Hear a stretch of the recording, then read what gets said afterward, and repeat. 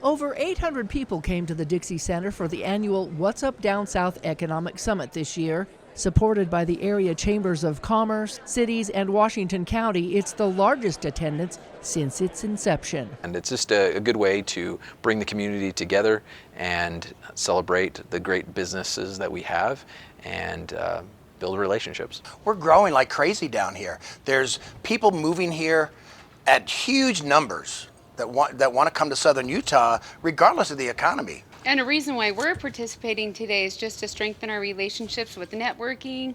We're here to hear about all the economic development taking place. Hurricane City's a great place to live and work. Washington City's a great place to live and work. St. George City's a great place to live and work. And they are great places to live and work. But we want to give you some more information. We want to give you something that you can actually use in your business. One idea was to play through the challenges you face and be ready to adapt. A video was played about a high school football coach who made his mark by never punting. He only uses stats to win. Put processes in place so you can have data in the future, and then take what data you have now and start to utilize it today. If you have a good idea, act on it quickly, and as you learn, be ready to pivot and adjust. It's especially important right now, given the uncertainty in the economy. Again, the single biggest economic issue of 2022 by far, inflation. This is why people are grumpy, right? If prices went up by 10% and everybody's wages went up by 10%, and let's just assume that was uniform across the economy, we'd all be fine. But that hasn't happened. Chief Economist Phil Dean gave 3 scenarios for what Utah might be facing in the future.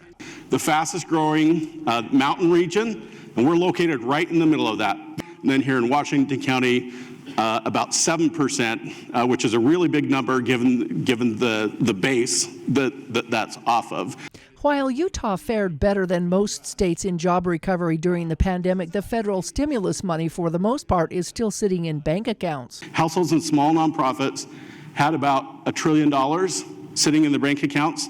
Today it's over $5 trillion.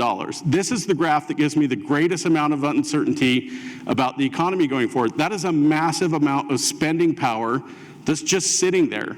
Due to higher interest rates, Dean said housing is also still a concern, especially among younger populations, despite the rates being lower than 4 or more decades ago.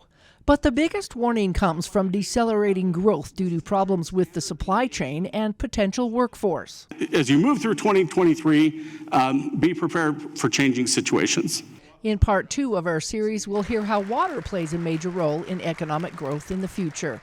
Melissa Anderson, Community Education News.